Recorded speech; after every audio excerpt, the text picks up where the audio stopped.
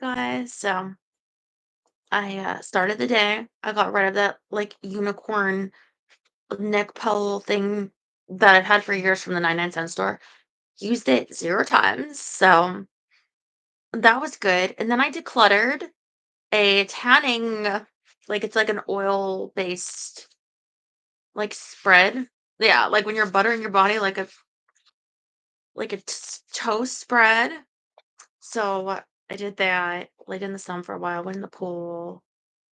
Um and a couple clothing I got rid of, like, when I went to check the mail, I put on that pink nightie I wore the other day on OF, and then I got it all greased up, and so I threw that one away. Um, I so yeah, I feel like pretty productive. I got rid of a few things. Um, and then I thought after the shower, I didn't know what I was gonna wear. Randomly grabbed pantyhose, and it was these and this color, and then this lingerie that I'm wearing. I just wanted to make sure it's not showing nipples in the front. The one that you guys just saw on OnlyFans. Um, I wanted to uh like just grab this hanging from the bed. I think my sister hung it there back in October. I'm like, what is this? Okay, that's what I'll wear. So it's almost like a swimsuit. It's very summery. I'm gonna take this fur coat off, but yeah, so happy to reach you now. Hot summer day. Don't know how it's been where you are. But I do have a little iced coffee over there. Let me pull you guys up. I did put it. Here, hold on.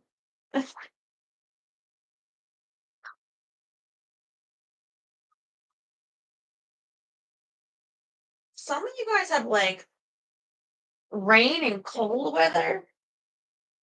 I don't know what that's about. Get the memo. It's summer.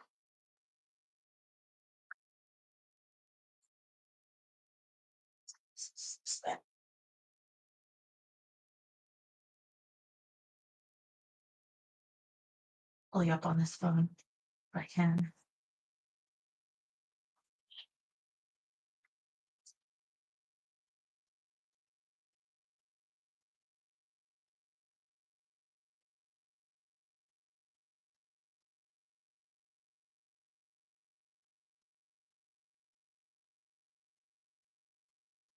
I don't know where we left off,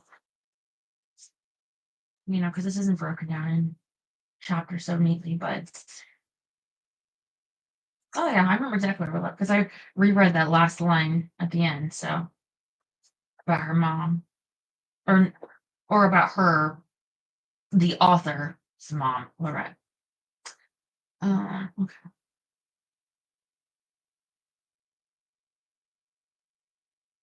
Yes, pegolego, because they were doing that pego play, so I thought pegolego was an appropriate title.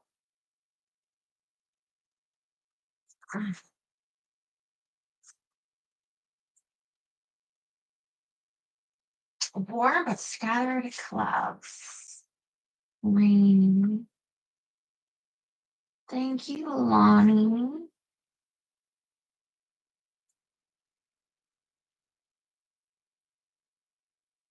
Oh, hey, everybody. Oh. Mm.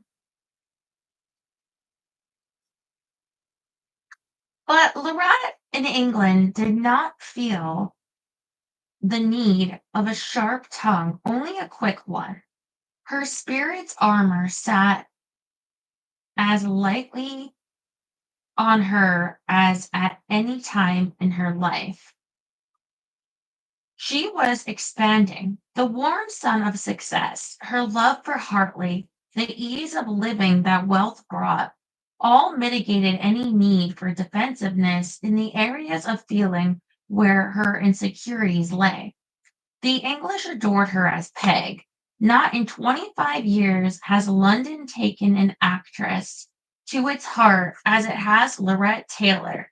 stated a London correspondent in his cable to Variety in New York. It was a wartime London in which the play opens, and the sunlight and sweetness and rugged optimism of Peg fitted in perfectly with the whistling of Tipperary, keep the home fires burning, and the swing of marching feet as the British Tommy, unassuming and unconquerable as Peg herself, mobilized for war. While other actor managers were frantically trying to assay the taste of the public, now that the conflict had come, Peg boomed happily along as though it had been made to order for the troubled times. During the first year of the London run, the gross receipts were £2,000 a week, the largest of any show in that period. Upon the success of Peg, Lorett was promptly lionized by London society and easily extended her conquest beyond the footlights. She no longer heeded Hartley's caution, and he conceded that she no longer needed to. A London society journal burbled, "She is the first American actress to make a complete social conquest of London society. There is no function of importance now given at which she is not one of the most prominent guests. At receptions, dinners, charity matinees, she acquits herself with much distinction." It was in England that Lorett first gained an enviable reputation as an after dinner speaker. She spoke extemporaneously, asking only the one consideration that she be called upon last. Her wonderful sense of mimicry, her ability to give spontaneous expression to feelings and impressions which most people smother or lose altogether under stiff and formal verbiage, delighted her listeners. It was a style as evanescent as her acting, but no less magical. Those who heard her might not remember long what she said, but they went home chuckling and feeling warm and full of good fellowship.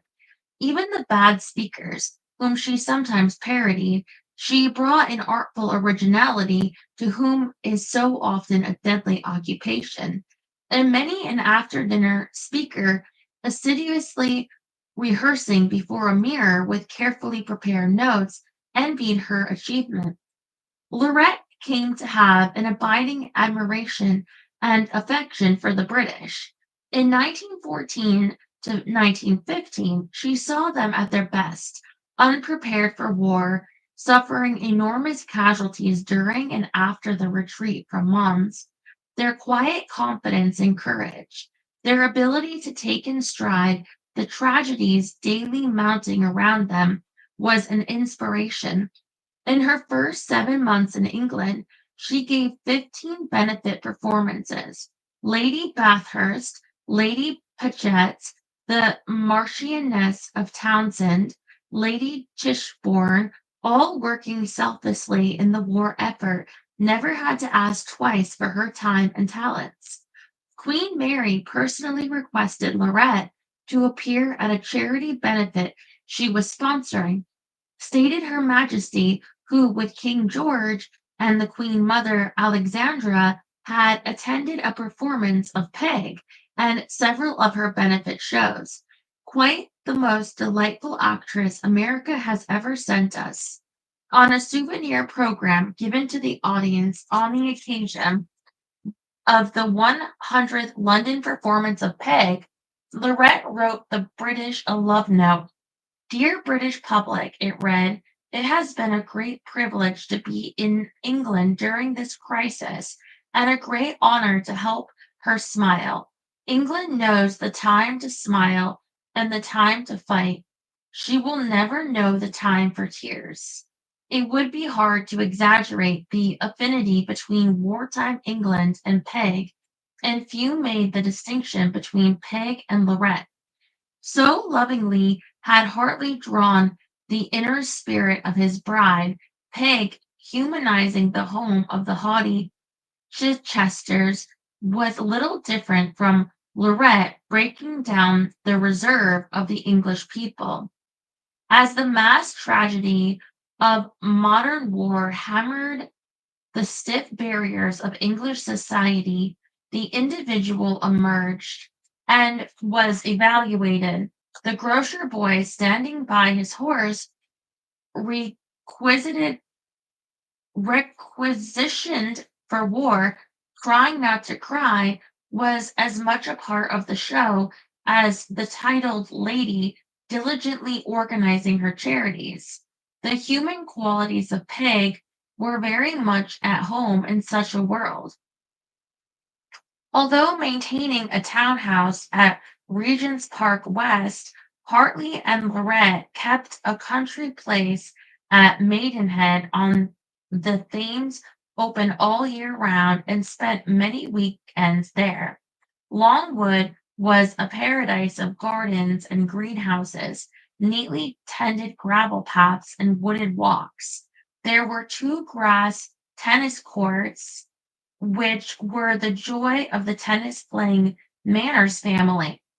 Lorette loved it. The growing pressure to conceal her children as she became more and more identified with the 18-year-old Peg was not so great at Longwood as to totally eclipse delightful moments of family life. Tea and crumpets by a blazing fire, punting on the Thames, bicycling into the village with the kids, to the toffee shop, coming back by the cobbled road around Windsor Castle in order to take the terrifying hill which circled its massive walls. Hardly no cyclist looked forward to a family game of snooker in the billiard room after tea, and the tennis courts were constantly in use. At Longwood and the townhouse, there were many visitors and many gay parties during the winter and summer of 1914 through 1915. It was the fine-edged gaiety of wartime that is both heightened and thinned because it covers a universal sense of danger and death. And there were the wounded soldiers who came to Longwood on Sundays in char-a-bancs from William Waldorf Astor's nearby Cliveden, which had been converted into a hospital. They crowded the billiard room and tennis courts, lounged in the sun with fags, beer, and sandwiches. Hartley and Lorette visited the hospital and on rainy Sundays took the soldiers into the village where they arranged to show Charlie Chaplin films. Summer was a drift of pleasant company. There were the studies like Percy Ames, the English Alaric, and his wife Sybil, expert bridge players with whom Lorette continued to play her atrocious game. A.E. Matthews, the English Jerry, the Kemble Coopers, Sir George and Lady Alexander, Irene and Vernon Castle, gracefully dancing in Watch Your Step at the Empire Castle or at the Empire came down of a Sunday to stroll long-leggedly by the river with two long-legged Russian wolfhounds. At the levee, the dark, kinetic musical comedy star brought the war ace, Claude Graham White, whom she later married. Elsie Janis came with her co-star of The Passing Show, Basil Hallam, wearing black cutaway pearl gray topper and vest, and swinging a gold-headed cane. Hallam was devastating the female population of London with his singing of I'm Gilbert the Filbert and Nut with a K. They were the gayest lovers in England, and even the most patriotic thought it a shame when Hallam removed the warmth of his personality from the home front to man an observation balloon in France. He was killed barely a year later trying to parachute as his balloon drifted toward enemy territory. And the man who had been with him and survived wrote Elsie, I never thought it would be Gilbert the Filbert who would give me the courage to face death. The audience at the Globe were crowded nightly with men in uniform. They came not once, but again and again when on leave from the battlefields of France. They wrote Peg from the trenches as they would write their best girl, long, self revealing letters, carried her picture into battle as a talisman against death and destruction they faced. Lorett was extremely proud of these letters and kept them when she destroyed all others. They were in a faded folder among her few papers when she died, marked in her handwriting, letters to keep, page after closely written page, echoing the hopes and fears of young men in a war torn world of over a quarter of a century before. Among the many attractive young men in uniform who thronged London in 1914 to 15, Lorett had her full share of beaux. She was 30 years old, and at the height of her loveliness, her face had the open, speaking look of a young girl, a look which seemed to ask life to be good to her as she began to live tentatively under the sun of Hartley's devotion. In a world that she never quite dared trust before, it was an expression of great sweetness and expectancy behind which still trembled the uncertainty of her approach. It made the masculine heart turn over, and many who might have been awed by her fame were made bold by the warmth of that so ingenious look.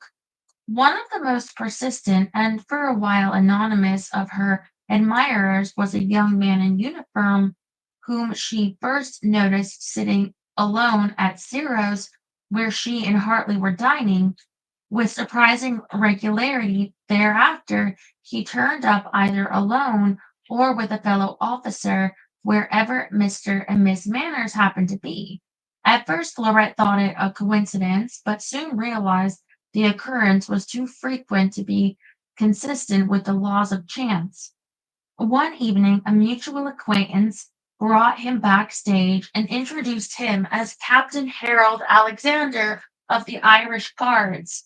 His best friend and fellow officer, Captain Eric Greer, immensely immediately materialized to be introduced. Thenceforth, these two squired Lorett about London at every opportunity: tea at the Carlton, supper at Ciro's, dancing at the 400 or some other popular spot. Occasionally they were joined by other officers of the regiment: Jumbo Reynolds, Sidney Fitzgerald, Charles Moore. The Guards' Boat Club was close to Longwood, and Lorett entertained them on weekends with tennis, dinner, and dancing to the gramophone. She helped their regimental charities, sent packages of food to France, mouth organs by the gross, accordions and gramophones. Alexander and Greer were exceptionally handsome and charming, yet strikingly different in looks and temperament. Alex was blond with fair skin, his manner reserved and shy. Greer was olive complexioned with black hair, dark eyes, and a most infectious smile and sense of fun. What does it mean, olive complexion? Like, I imagine, like, an actual olive, like, olives are black or often green. I think that there may be red olives as well. Um, but I believe that when they refer to olive, they mean green, because often in makeup, it will have a green undertone. Um, and but yet the skin is not green. So I just think it's such a strange, and this is in the 50s, so this is like 70 years ago, and they were still saying olive complected. I wish they would come up with a different term because I can't visualize in my mind what that looks like. Like a celebrity that's olive. Yeah.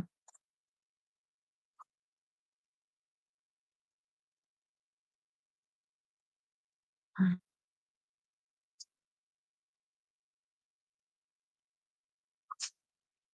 Dark eyes and a most infectious smile and sense of fun.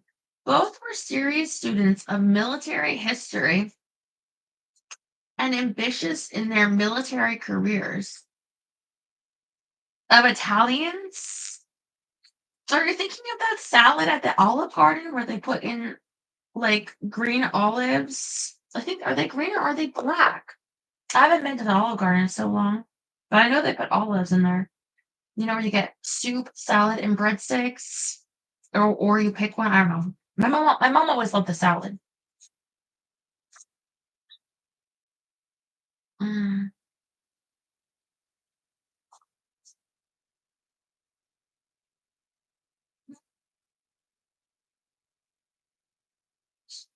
The order of the day was eat, drink, and be merry, and these two were as votive to that cause as they were to chasing the Hun. They fell quite frankly in love with Lorett, as everyone must have who saw her in that lovely part, Alexander wrote years later. And after being introduced to her, we were more in love with her than ever. Lorette never quite knew when they would come. A whoop of joy from Greer outside her dressing room door, or Alex's quiet whistling of Valse Mauve, the theme music of Peg, might be the announcement.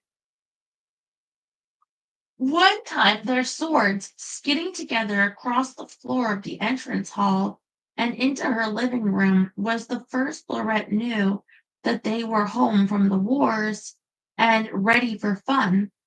With Hartley, they were as deferential as children, calling him Mr. Manners long after they were calling his wife Peg. They too wrote to her from the trenches such Britishisms as Greer's 5 o'clock and all the world apparently at its tea, for a beautiful hush has fallen on everything. I will say that for the Hun artillerymen, they are very regular with their meals. And such shyly devoted tributes as Alexander's, my men show the best musical taste by singing and whistling Molly Brannigan, one of Lorett's songs in Peg. Both green and black Mediterranean people. Mediterranean is like Italy, Greece, and like the Mediterranean Sea, right? And surrounding. I still don't think of them as olive. I mean,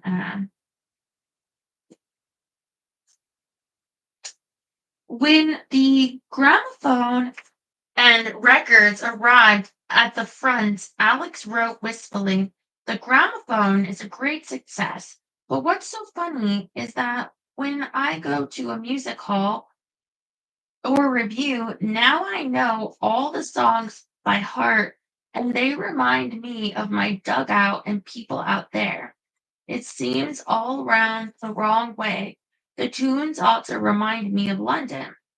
Alexander went on to fulfill his promise as a brilliant military student, becoming Field Marshal Earl Alexander of Tunis, the great commander in chief of the Middle East campaign and supreme Allied commander of the Mediterranean theater in World War II.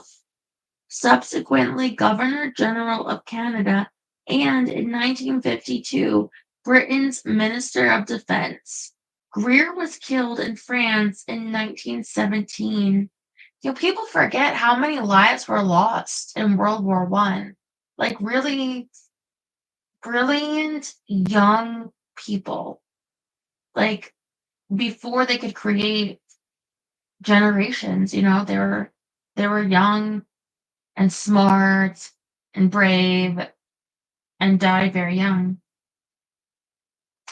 There were not many memories more tender in Lorett's heart than that of Greer when he came to Euston Station with Jumbo Reynolds on a gloomy day in December 1915 to see the Manners family off on their return to America. He was, as always, gay.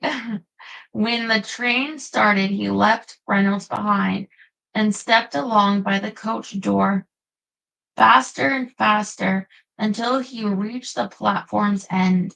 There he teetered in mock peril, circling his cap in a wild boyish salute, his smile seeming to warm the whole of the cold and dreary station behind him.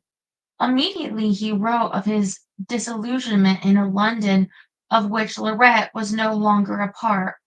I wonder when you were a kid, did you ever go into a room the morning after a Christmas tree or some kindred beano had been celebrated there? The night before, the place had been a sort of crystal palace, infinitely large and gorgeously magnificent.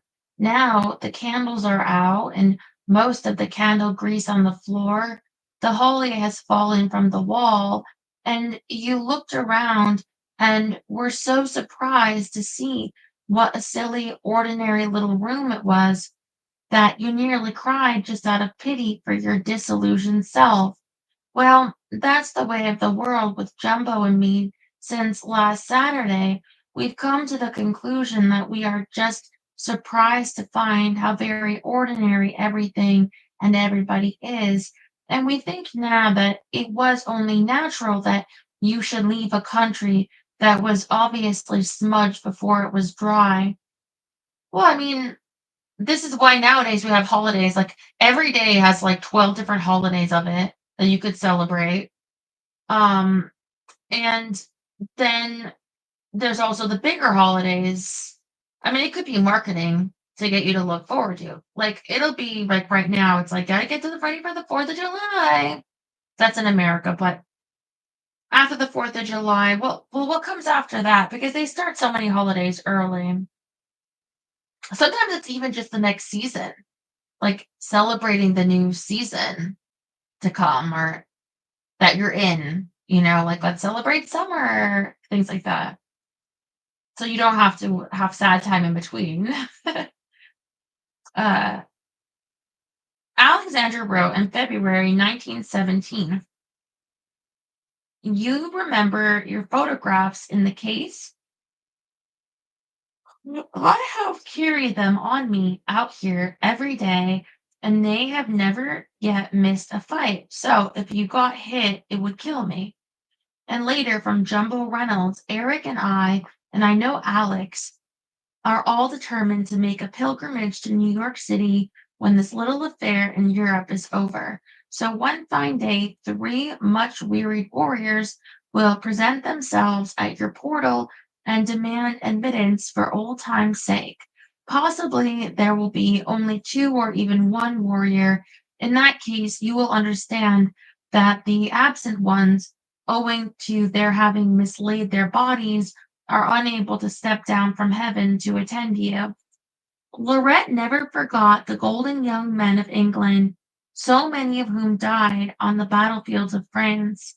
Unlike the more cynical youth of World War II, they had been children of a world at peace, and the bloom and hope of that world was on them.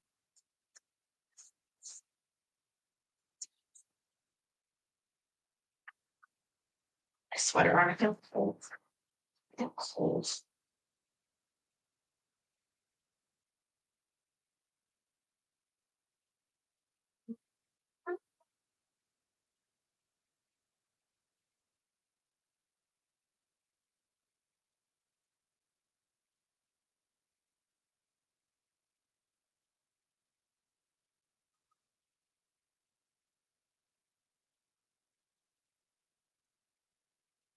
They struck a responsive chord in Lorett that was not touched again by the more sophisticated group of friends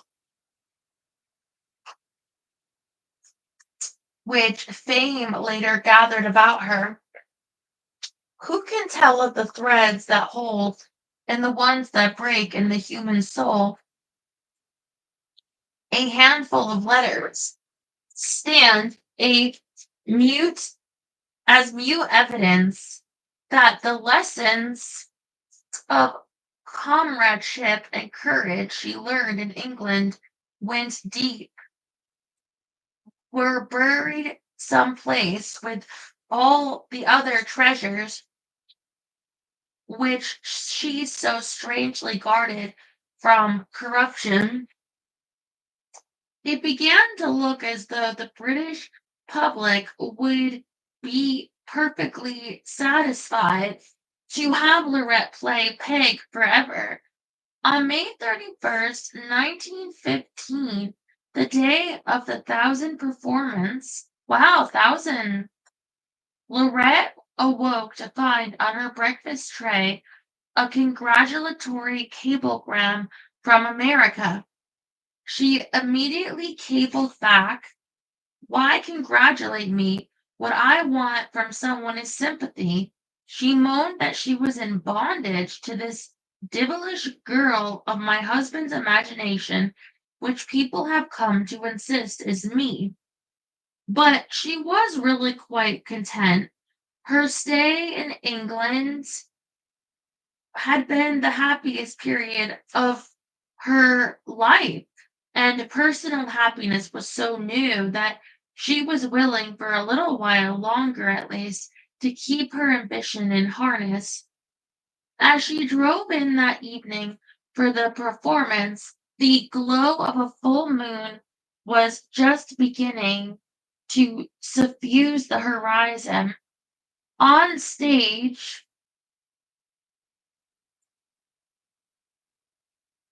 near the end of the second act, Lorett thought she heard a dull crumping sound, but the orchestra was playing Valse Mauve, and she could not be sure. In the Chichester's moonlit living room, she was begging Mr. Jerry to let her have one more waltz when she realized that an unearthly silence was slowly taking possession of the audience. Lorett's legs began to shake. She could hear plainly now the sound of guns. It was London's first Zeppelin raid. The audience and cast were ordered to the cellar. After it was over, the play continued, but as far as Lorett was concerned, all comedy was dead.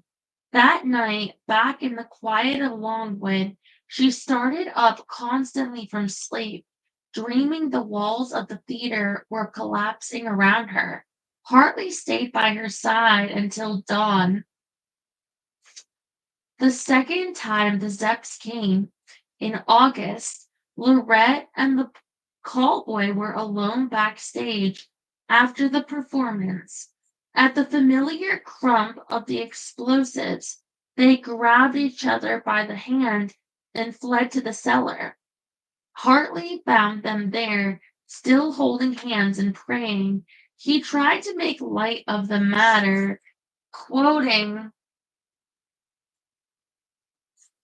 a line from Peg: "Come out and look at it, Laurie. They're beautiful in this part of the country." Lorett glared morosely. "You English and your little jokes. I don't think that's either funny or appropriate. Where have you been? Why weren't you here to take me home?" "Sorry, old dear. I was just finishing a rubber at the Green Room Club. Then my partner insisted we have a look at the thing from the roof. It really was quite beautiful, and the lights crisscrossing and all that sort of thing." "Finishing a rubber? My God, Hartley, do you have to finish a rubber even in a Zeppelin raid?" Speechless, Lorett allowed herself to be led from the cellar and taken home. Warning sirens wailed through August. Lorett's sleep was fitful and broken by nightmares. Finally, on doctor's order, she took a month's rest at Longwood. A week after her return, London had its worst raid.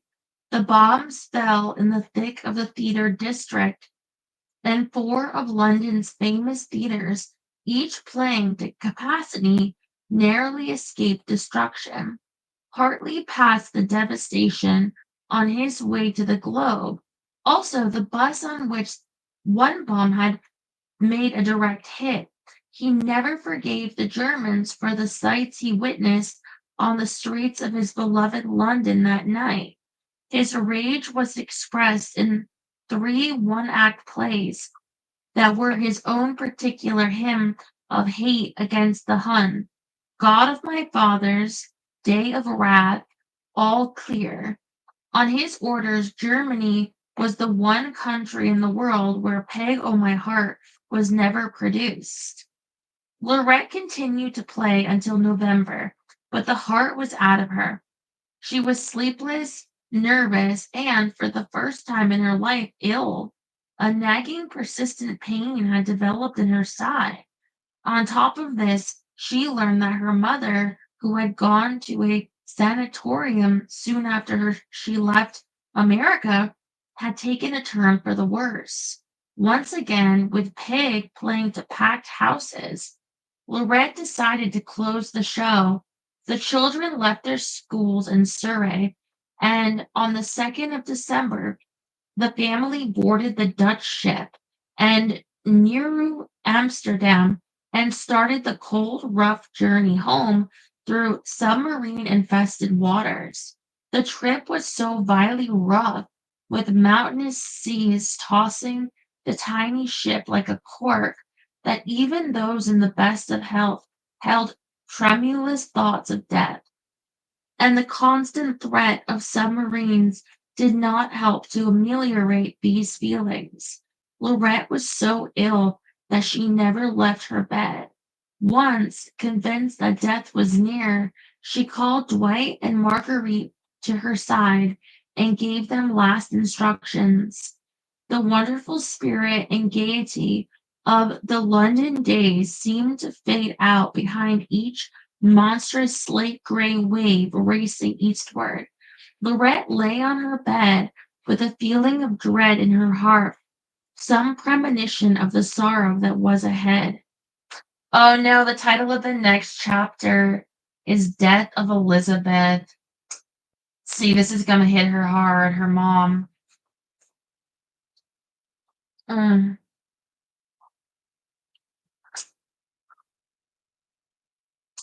Even before Lorette left for England, Elizabeth's headaches had become more frequent and she complained of dizzy spells. But her illness had not been diagnosed, for the fatal thing it then was pernicious anemia.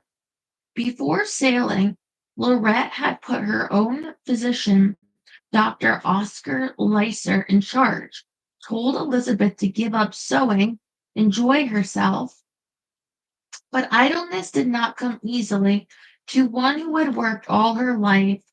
Elizabeth would buy herself a beer or two, go to a show, shop for a dress or bonnet, but other than that, the ample allowance which Lorette provided meant little. Secretly, she occupied her days learning to read and write. Oh. She bought simple grade school spellers and blue-lined copy books in which to practice. Elizabeth still held the deep suspicion that the world was divided into those who did things and those who fooled around with reading. She was a little surprised to find herself in the latter group and not a little sheepish about it. In the autumn of 1914, she returned from a brief trip to the Adirondacks gravely ill. Dr. Lyser ordered her at once to the Austin Sanitarium. Sister Nellie hastened up from Asbury Park with her daughter Mabel in order to be near. I ran my legs off for copies of Variety and other theatrical papers, Mabel recalled. She was always wanting news of the theater, and particularly of Lorette. Still not satisfied with her writing, she dictated letters to Mabel or Nellie, and with their aid began a rather unsatisfactory correspondence with her famous daughter across the sea. Lorette could not understand why Elizabeth was sick, and in short, hasty notes sent a stream of suggestions. "I think you should go and have your teeth out," read one. "God knows I wouldn't go near a dentist unless I was dying, but teeth can cause a lot of trouble." Elizabeth would fret. What's the matter with that girl? How can I get out of my bed and go to the dentist? Faith, I am too sick. And besides, my teeth are all false. The crazy loon knows that. Lorett's letters began to play on one theme. She would like to come home if her mother was really ill, but it was a question of getting out of her contract. Elizabeth consulted with Dr. Lyser. You know, I think the girl wants to get out of that contract and come home. Maybe it's an excuse she's looking for. Do you think it might be that now? Dr. Lyser looked stern. Now look here, he said. Your daughter's at the height of her career. She's making good money. You don't want to bring her home just as she's cashing in on all her hard work, do you? She may never have another peg. Remember that. You're just going to get her all upset, thinking she should come home. It's not that way at all, Elizabeth retorted indignantly, but there was not the fire there would have been had she been more herself. But Dr. Leeser had been left in full charge, and his word was law, rightly or wrongly. He withheld from Lorett the gravity of her mother's illness. The days dragged on. One day, Elizabeth said wistfully to her sister, it's a grand thing to have a daughter that's famous, but there's many a heartache goes with it, Nellie. The letters between mother and daughter grew more frantic.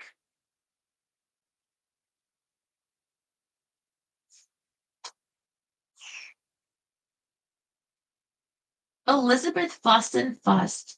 She was certain that Lorett wanted to be rid of the contract. As the weeks and months went by and her strength dwindled, this became a wistful refrain. Lorett fussed on the other side of the ocean, unable to understand her mother's continued illness. I pay that doctor enough money to find out what's the matter with you, she wrote indignantly. At last, a letter arrived from London. I can't come to you, so you must come to me. Lorett would make all the arrangements on the other side. The doctor and two nurses would travel with Elizabeth. There was nothing for her to do but get on the boat. Elizabeth was beside herself with joy. She had always wanted to go abroad. She would visit Ireland and the Galway Bay, where her mother and father were born. It was a long dream she had never hoped to realize. One of the nurses was Irish, and she too had people in Ireland. They would go together.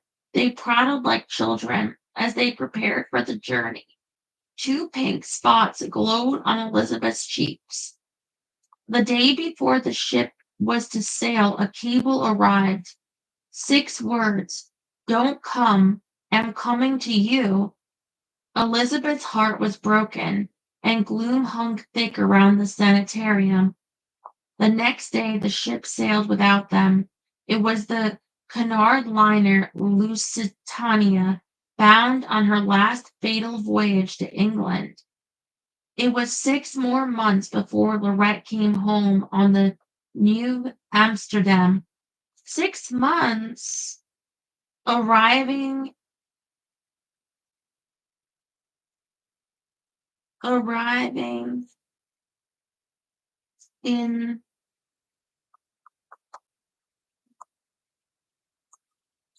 December 8th. She was taken by ambulance to the Hotel St. Regis. There, Dr. Leeser examined her, and an operation for hernia was scheduled for December 10th. Not many hours later, Elizabeth walked into her daughter's bedroom, fragile as Dresden china, the ash white of death's approach on her face. As soon as she had learned that Lorett was ill, nothing could keep her from going to her child.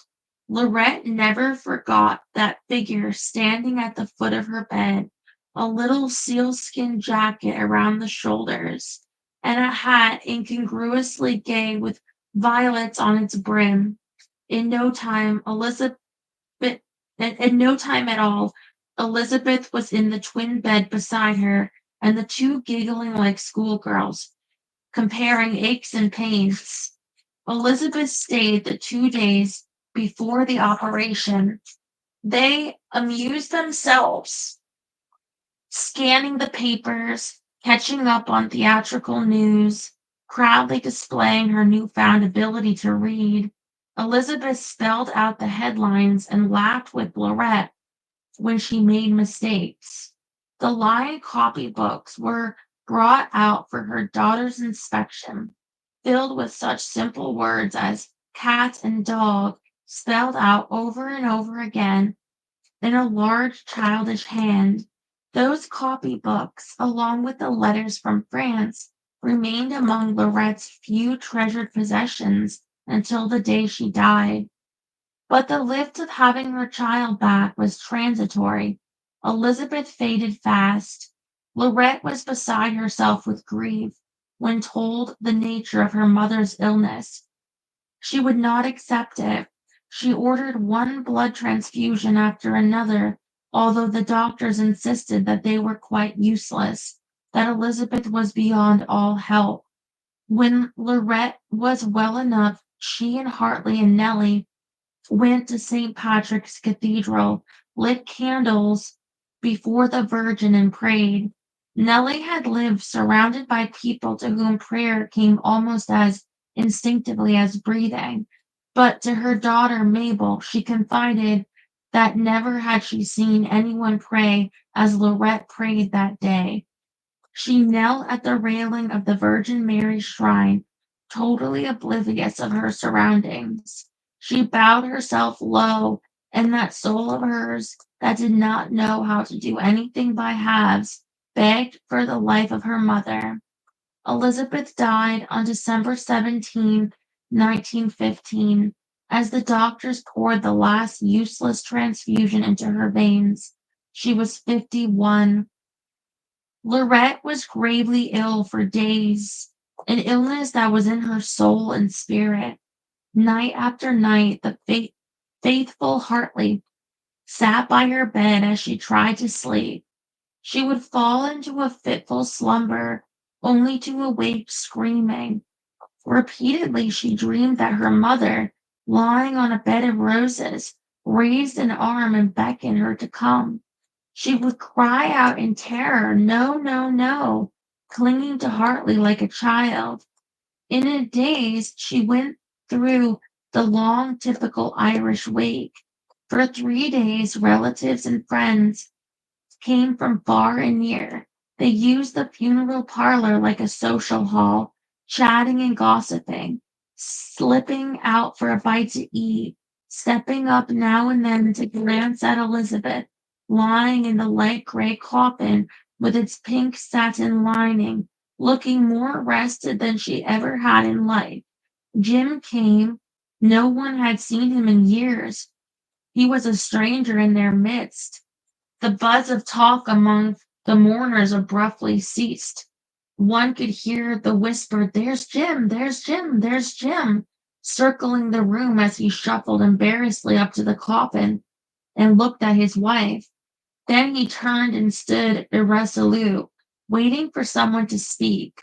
Lorett walked up to him. "What are you doing here?" she demanded, eyes blazing. "If you had been kinder to her in her youth, she might have lived longer." There was black hate in her eyes. Jim, with a half smile that was more pathetic than tears, stood a moment, hesitant, facing his daughter.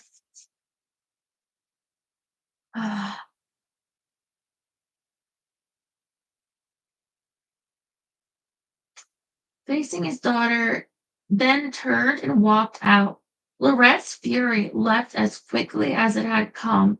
She shrugged and remarked indifferently to Nellie, "Maybe I should have been nicer to him. After all, if it wasn't for him, I wouldn't be here." Several years later, she learned that Jim had been picked up on the street gravely ill. She arranged for his medical care at a hospital, told that he had not much longer to live, she sent him to a quiet home in the country. When he died, Lorett buried him beside Elizabeth in Woodlawn Cemetery. Something went out of Lorett after her mother died, a just beginning trust in life that the climate of success and happiness was establishing in her. She resented her mother's death. She held it against God and found in it the animus that had always lurked in the realities of life for her. She closed up on these realities. She was the little girl who wouldn't play because she couldn't win, the little girl who was going to be somebody else because it was better and safer than being herself.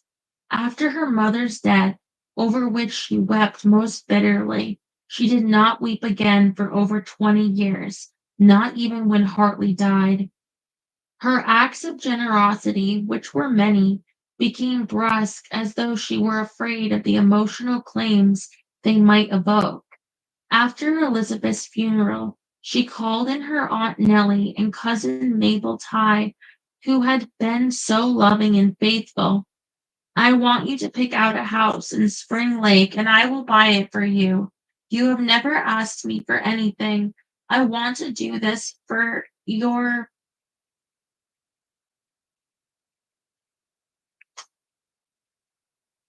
the affection that was between you and my mother. I will never forget that you were with her at the sanitarium when I could not be. Nellie finally agreed. As Lorett made out the check and handed it to Mabel, she said, I never want you or Nellie to mention this again to me or anyone. And with this, she seemed to close the book once more for all on sentiment. Ever so subtly, Lorette's face, which could mirror the most fleeting moods and emotions, lost the open, expectant look which had made it so beautiful. As time passed, it became a seeking, questioning look with small, momentary tremors of fright passing behind the eyes, so incongruous with the brash, relentless tongue, the increasingly cavalier way of handling emotions, her own as well as others. The closer one was to her, the closer one had to look for tenderness. It was there, and ever so shyly at times would peer over the threshold of that questing, frightened look, but to woo it further was almost impossible. It made those who loved Lorett ache a little that what was so tender and beautiful in her lurked deeper and deeper in the rooms of her imagination, out of reach, will o' the wisp, haunting. Those who had the best of it were those who knew her not at all, the audiences she played to. Theirs was the full impact of the duality that grew within her, the lonely princess locked in the tower, symbol of all that tender union can be, the isolation of spirit that gave her art the last nuance of human understanding. It must be wonderful to live with such a woman, many would exclaim, as her talent flared higher and higher. No, you do not live with her. You seek her maybe, but only in the theater do you find her.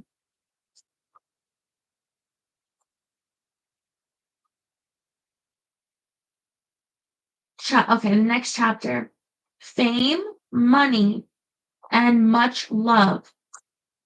The world of make believe was where Elizabeth and her dreaming daughter had experienced their closest companionship. Now that Elizabeth was gone, the theater was more than ever Lorett's home, and Hartley was her partner in that never land where she preferred to live. Hartley was less troubled than many would have been by what was elusive in Lorett's nature, for he too avoided the more turbulent aspects of reality. For different reasons, he was not by nature a violent man. He built a world carefully planned to temperance and controllable emotions. He trained Lorett to live in that world. He disciplined her in the theater as well. In his plays, she was confined to certain areas of conduct and emotion. She never played a passionate love scene, never had close physical contact with a man, never played a mistress in any of the roles he created for her. If asked why, he would have given a moralistic reason, but he must have known all too well that there were tides in her better left undisturbed if one was to live temperately as his whole nature commissioned him to live. The primary force of his influence on Lorett was toward temperateness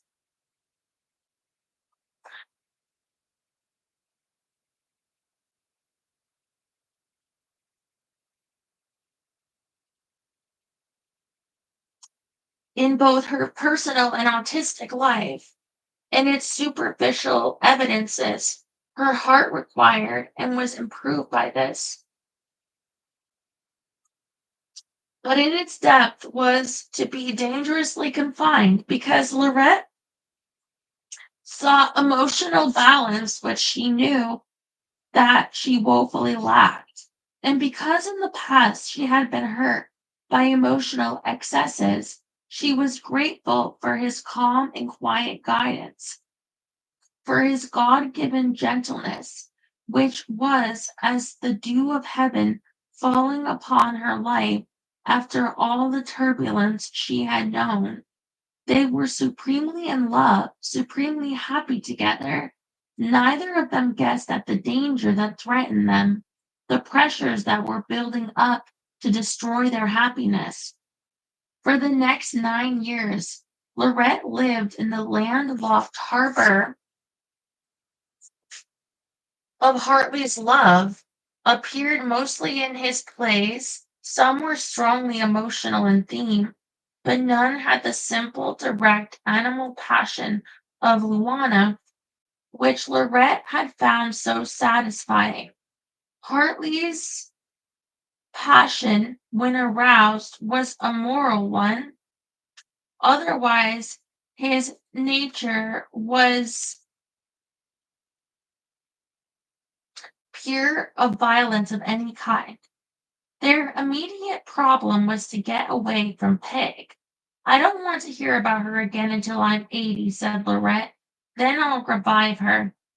Hartley had a little nugget called Happiness in his kitty, a very successful one-act play which they had done in London as well as New York, and which subsequently he had roughed out to 3 acts.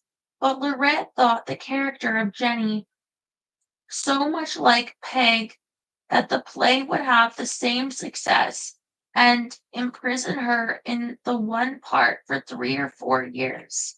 So Hartley obligingly buried happiness in the bottom drawer. Their partner in this odd search for a not so successful play was George C. Tyler, who had journeyed to London in the spring of 1915 to get Lorett's signature on a contract. In a day when managers were being excoriated for their rank commercialism, Tyler was of that rare breed who considered the worth of a play first, box office second. Throughout a long career, he gave expression to a native venturesomeness by launching many and unknown on the road to stardom. Helen Hayes, Alfred Lund,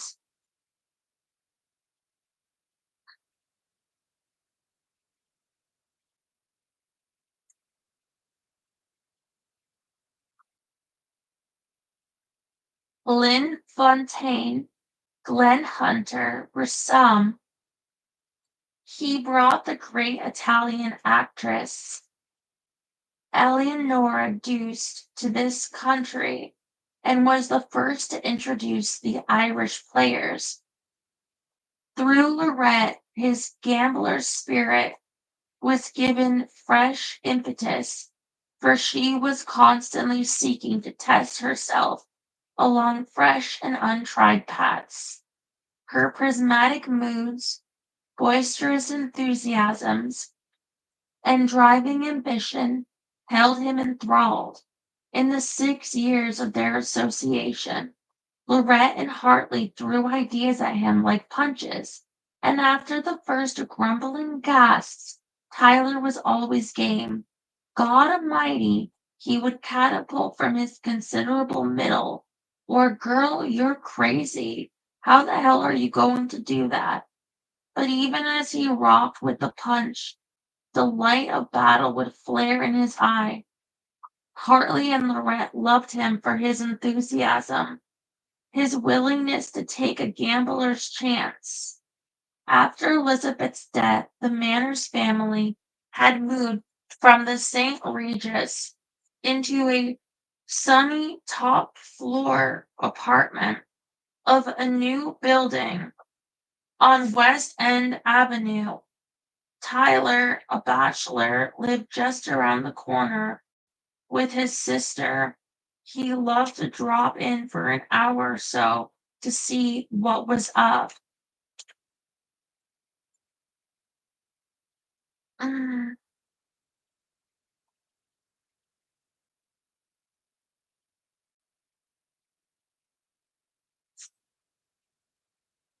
His attitude was that of a kid who can't resist watching the circus unload. He would return from these visits to regale his sister with stories of Lorett's mood of the moment, her wit, her latest ambition. Greatest of them all was his term for her.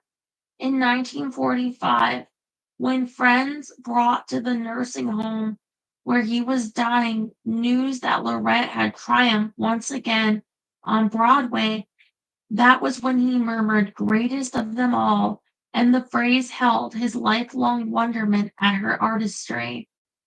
After one false start with a tryout in Philadelphia of Hartley's sophisticated comedy called The Wooing of Eve, the triumvirate decided on The Harp of Life as the play in which to bring Lorett back to Broadway. In every aspect, it was about as different from Peg as could be imagined. In it, Lorett played the 36-year-old mother of a 19-year-old son. The story dealt with the teaching of the young of what was then referred to rather antiseptically as sex hygiene. But in spite of this somewhat daring theme, Hartley's treatment of it was essentially Victorian, and critics like Haywood Brown, bumbling untidily into a more perplexed but far more honest era, scoffed at the old-fashioned manner in which it was handled.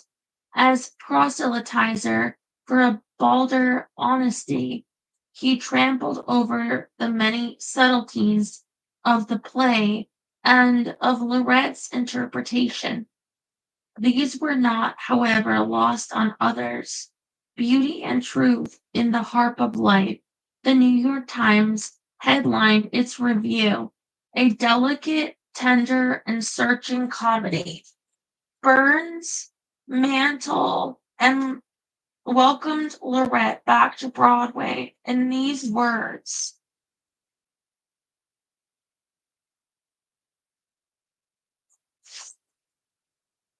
Her acting is elusively beautiful as the color of a flower and as impossible to describe. She is the mistress of 1,000 tricks, but so perfect is her sense of the theater and so absolute her command of her art that trickery is the last charge her devoted audience will make against her. How glad we are that she is home again. On the whole, Lorett and Hartley were well pleased with their welcome. In the majority of the reviews, the play shared honors with the star. What's more, the audience accepted with good grace the fact that Peg had grown up, and that alone Lorett considered a triumph, or that alone. I vowed I'd make my audience grow old and interesting with Peg, she said, and I've done it. The part of Sylvia gave her a chance to wear smart clothes, to be genuinely feminine, and to play with a mature emotional power which her Hoyden roles had not required. So carried away was Burns' mantle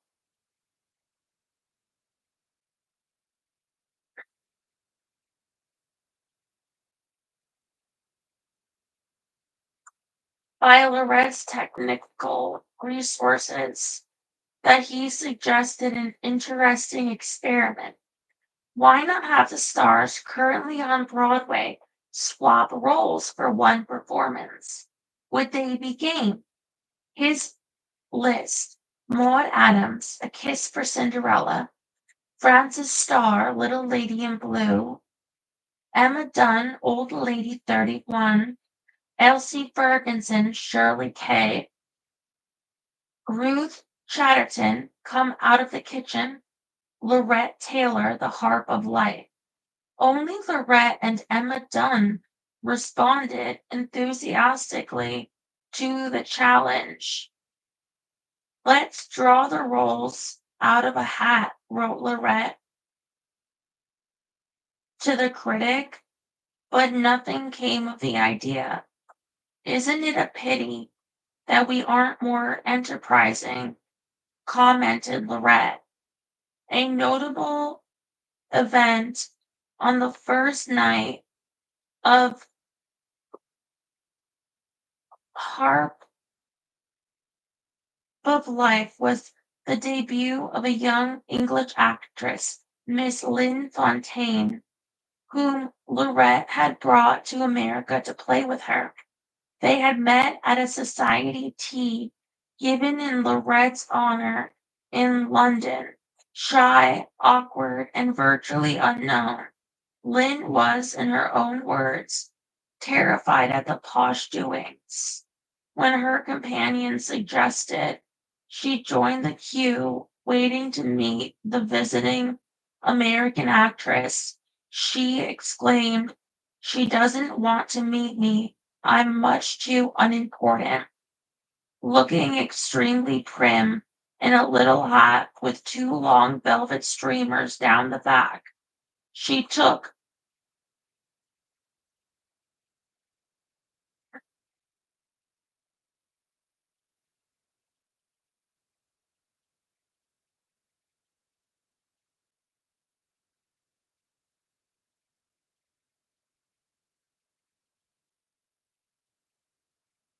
a seat across the room and sipped a cup of tea. Suddenly the group around Lorett melted away, and the two women found themselves staring at each other.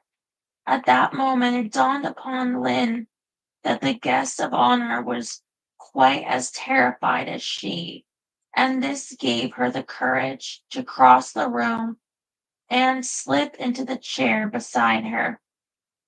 "I'm an actress," she explained breathlessly. "Just a little actress." "You are." There was an enormous relief in Lorette's voice. "What have you played in?" "Milestones." "I saw that. What part did you play?" "Gertrude." "You were wonderful. What else have you done?" "My lady's dress." "What part?" "You were wonderful." They beamed at each other like two kids who had discovered they lived on the same block. Lynn's hand, clutching her teacup, was still shaking. "Will you come and play with me in America?"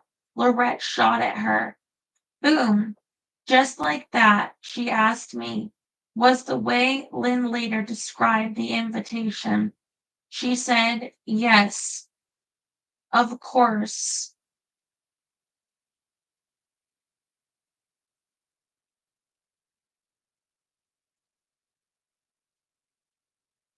But I didn't take her seriously.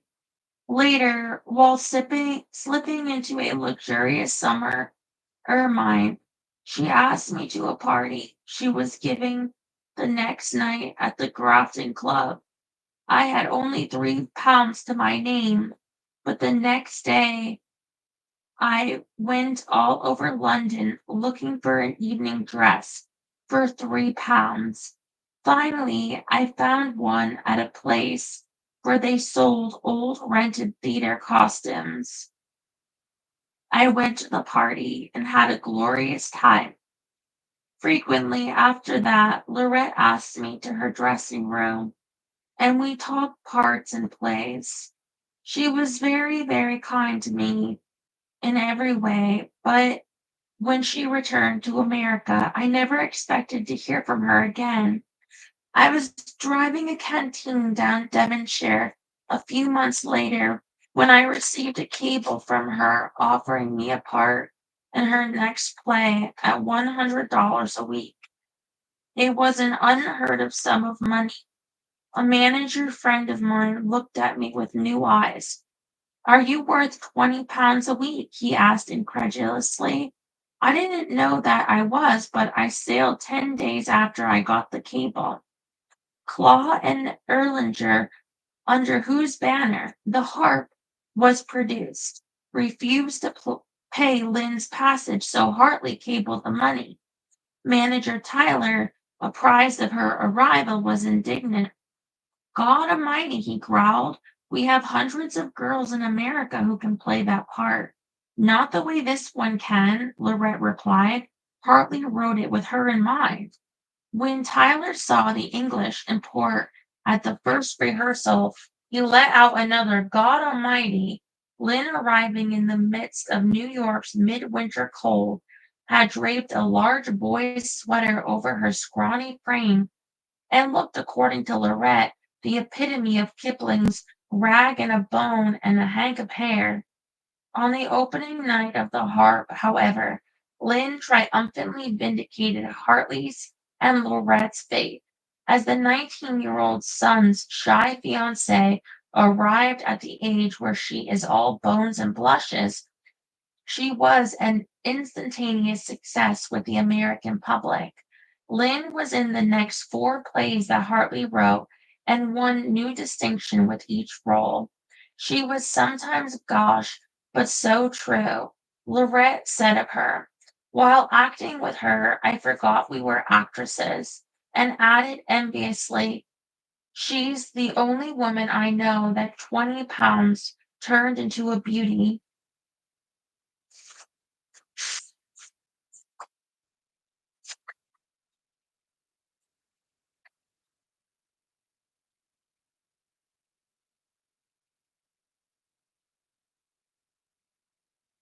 I feel like I'll have to stop it for the night there. I'm actually really worried about something. And I can't calm down, when you feel sick. And I'm trying to read, but then I have this on my mind. And then I start to feel sicker and sicker and um so I think I'm gonna need to lay down. Um and it's not fair to you if I can't totally focus, but it's today Tuesday, so I think I'll pick it up there tomorrow. I'm sorry, today's Monday. So I pick it up I think on Tuesday. Um, if I'm feeling better. I love you guys so much. I'm sorry. Yeah, I'm just really, when you can't calm down and you feel in your stomach. Sorry. I love you.